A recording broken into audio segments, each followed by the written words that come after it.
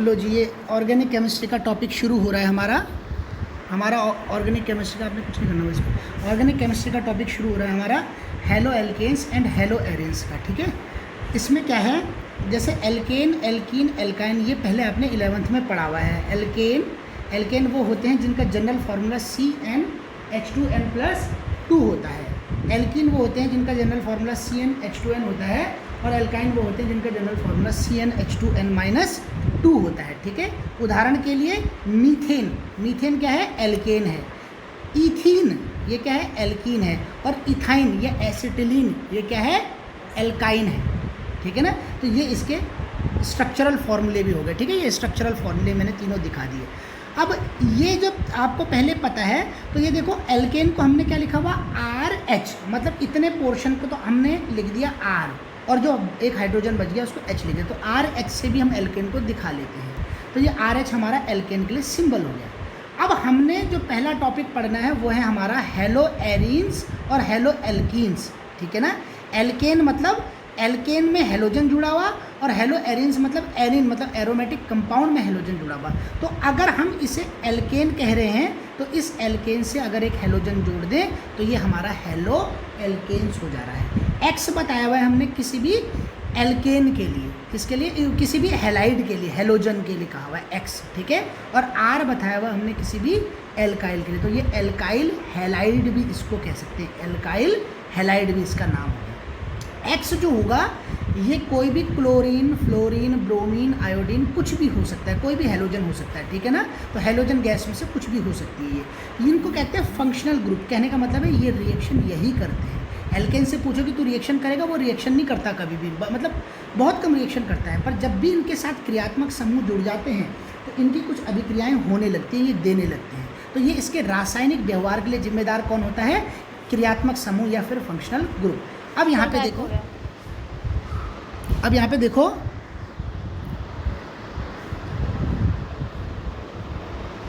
अब यहाँ पे देखो, अब ये हमने RH बता दिया, X हेलोजन है और R एल्काइल है। एल्काइल क्या है, किसी भी एल्केन से एक हाइड्रोजन कम को हमने एल्काइल कहा हुआ है, तो ये हमने देखा हुआ। अगर हम R की जगह AR मतलब एरोमेटिक ग्रुप ले लें तो ये एराइल हेलाइड बन जाएगा। मतलब कोई बेंजीन के साथ क्लोरीन लगा दें, क्लोरोबेंजीन, तो वो हेलो एरीन का उदाहरण हो जाएगा। अब आ जाओ सबसे पहले हेलो एल्केन को देखते हैं। हेलो एल्केन में क्या है, मैंने आपको बताया ये एल्काइल ग्रुप है और ये हेलोजन ग्रुप है। तो इस तरीके से ये हमारा बना हुआ। एल्काइल का फॉर्मूला CnH2n+1, मतलब एक हाइड्रोजन कम है एल्केन से, और बाकी ये X की जगह क्लोरीन, फ्लोरीन, ब्रोमीन और आयोडीन में से कुछ भी ले सकते हैं। कुछ एग्जाम्पल देखो तो CH3Cl मतलब methyl chloride, ethyl fluoride, propyl bromide या फिर ब्यूटाइल फ्लोराइड, ये कुछ उदाहरण हमने इसके देखे हुए हैं। एक दो एग्जाम्पल जो आपने जनरली देखे होंगे, सुने होंगे, क्लोरोफॉर्म का एग्जाम्पल, ये भी क्या है, एल्काइल हैलाइड है, क्लोरोफॉर्म, ठीक है, जिसको कि बेहोश करने के लिए यूज़ करते थे एक्सपेरिमेंट में पुराने। क्लोरमफेनिकॉल, क्लोरमफेनिकॉल क्या होता है, ये टाइफाइड फीवर में दिए जाने वाला एंटीबायोटिक है। ये बहुत ज़्यादा यूज़ होता है, कैप्सूल के रूप में आता है। और ये टेट्राक्लोरोमीथेन, ये क्या है, एक बहुत वैसा रिएजेंट है, मतलब लेबोरेटरी में यूज़ होने वाला बहुत उपयोगी रिएजेंट है। तो ये तीन मैंने आपको उदाहरण दिए जो इसी वर्ग से आते हैं, एल्काइल हैलाइड से। अब बात करते हैं इसकी क्लासिफिकेशन की। क्लासिफिकेशन क्या है इसकी बच्चों, इसको अलग अलग तरीके से क्लासीफाई कर सकते हैं। मान लीजिए हम इस पे करते हैं कि कितने हेलोजन जुड़े हुए हैं, तो मोनो हेलो एल्केन, अगर केवल एक ही हेलोजन जुड़ा हुआ है एल्काइल ग्रुप से तो वो मोनो हेलो एल्केन कहलाएगा। जैसे CH3 के साथ केवल एक ही क्लोरीन जुड़ा हुआ, या इथाइल के ग्रुप के साथ केवल एक ही क्लोरीन जुड़ा हुआ, तो ये मोनो हेलो एल्केन हो गया। डाई हेलो एल्केन में क्या होगा, इस बार दो हेलोजन जुड़ सकते हैं। जैसे ये CH2 के साथ एक Cl इधर जोड़ दिया, एक Cl इधर जोड़ दिया, तो डाई क्लोरो ईथेन इसका नाम हो गया। लेकिन ये दो क्लोरीन भी दो अलग अलग तरीके से जुड़ सकते हैं, दो अलग अलग तरीके से जुड़ सकते हैं बच्चों ये दोनों क्लोरीन। एक तो कंडीशन ये हो सकती है कि वो दोनों अलग अलग कार्बन पे जुड़े हों, अगल बगल वाले कार्बन पे जुड़े हों। ऐसी कंडीशन को हमने कल क्या कहा था, विसिनल कंडीशन कहा था, विसिनल, है ना। तो ये विसिनल डाइक्लोरो हो गया। जबकि ऐसा भी हो सकता है कि एक ही कार्बन पे दो क्लोरीन जुड़े हुए हों अगर, तो उसको कहेंगे जेमिनल डाइक्लोरो, ठीक है ना। तो जेम और विस दो टाइप के डाई हेलो एल्केन होता है। और इसके बाद तो पॉली हेलो एल्कीन भी हो सकता है, मतलब दो से ज़्यादा भी हेलोजन जुड़े हुए हो सकते हैं। अब इसके बाद आते हैं हम यहाँ पे एक दूसरे तरीके से हम इसको क्लासीफाई करना चाहें तो हम इसको ऐसे क्लासीफाई कर सकते हैं कि इसको प्राइमरी ठीक है ना। प्राइमरी, सेकेंडरी और टर्सरी इस रूप में भी हम क्लासीफाई कर सकते हैं। प्राइमरी हेलो एल्किन किसको कहते हैं, जब केवल ये जो क्लोरीन जुड़ा हुआ है जिस कार्बन से, देखो प्राइमरी किसको कहते हैं, जो क्लोरीन जिस कार्बन से जुड़ा हुआ है अगर उसमें मिनिमम 2 हाइड्रोजन हो तो तब वो alkyl halide, primary alkyl halide कहलाता है। क्लोरीन जिस कार्बन से जुड़ा हुआ उसमें मिनिमम 2 हाइड्रोजन हो, अगर क्लोरीन जिससे जुड़ा हुआ उसमें 3 हाइड्रोजन हो जाए तो भी प्राइमरी कहलाता है, पर मिनिमम 2 तो होने ही चाहिए। जैसे आप अगर इसको सिंबल के रूप में लिखना चाहो तो आप लिख सकते हो RCH2Cl। अब ये R की जगह अगर H लगा दो तो भी ये प्राइमरी हो जाएगा, पर अगर कोई और ग्रुप भी लगाओगे तब भी ये प्राइमरी ही रहेगा। सेकेंडरी एल्काइल हैलाइड किसे कहेंगे, जब क्लोरीन जिस कार्बन से जुड़ा हुआ उसमें 1 हाइड्रोजन या फिर 2 ही हमारे पास क्या हों, R ग्रुप जुड़े हों, 2 ग्रुप, तो सेकेंडरी हो गया, 2 R ग्रुप। और टर्सरी वो होगा जिसमें क्लोरीन जिस कार्बन से जुड़ा हुआ है उसमें 3 R ग्रुप जुड़े हुए हों, मतलब एक भी हाइड्रोजन न जुड़ा हो।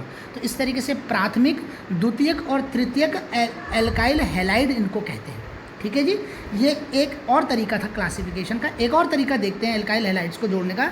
एक तो हमारे सिंपल एल्काइल हैलाइड्स हो गए जिसमें RCl जुड़ेगा, ये भी एल्काइल हैलाइड हो गया। एक विनाइल हैलाइड्स होते हैं। विनाइल हैलाइड्स में क्या होगा, CH2 डबल बॉन्ड CH, इस ग्रुप को कहते हैं विनाइल ग्रुप। इस ग्रुप को क्या कहते हैं, विनाइल ग्रुप कहते हैं इसको। तो ये विनाइल हैलाइड मतलब विनाइल क्लोराइड हो गया ये। इसी तरीके से एक होता है बेंजाइल क्लोराइड, ठीक है ना। एक होता है बेंजाइल जहाँ पे बेंजीन के साथ, नो सॉरी ये यहाँ पे कुछ गड़बड़ हो रही है, इसको थोड़ा सा हटाओ। बेंजाइल ग्रुप ये है बच्चों, है CH2Cl, ये है बेंजाइल हैलाइड, ये है बेंजाइल हैलाइड। बेंजीन के साथ CH2, इस ग्रुप को बोलते हैं बेंजाइल हैलाइड। और एक और इसमें होता है जैसे CH2 double bond CH single bond CH2Cl, अगर ऐसा हो गया ग्रुप, ऐसा ग्रुप, तो इसे बोलते हैं एलाइल हैलाइड।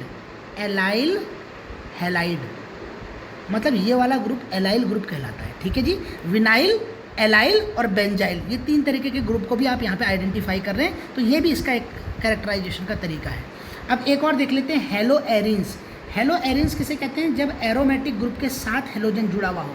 एरोमेटिक ग्रुप में बेंजीन तो सबसे पहला मेंबर आता ही है, नेफ्थलीन भी आता है, एंथ्रासीन भी आता है, फिनेंथ्रीन भी आता है, बहुत सारे लोग आते हैं, केवल बेंजीन ही नहीं आता। पर अगर बेंजीन से जैसे ये क्लोरीन जुड़ा हुआ तो ये क्लोरोबेंजीन, ये हेलो एरीन हो गया।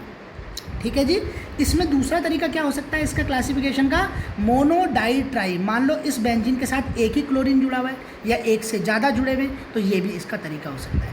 अगर 2 जुड़े हुए हैं तो 2 में भी कंडीशन आती है, अगर दोनों फर्स्ट और सेकंड पोजीशन में, मतलब अगल बगल वाले में जुड़े हुए हैं, तो इसको बच्चों, इसको नाम दिया गया है ortho di hello arene, ortho di chloro benzene.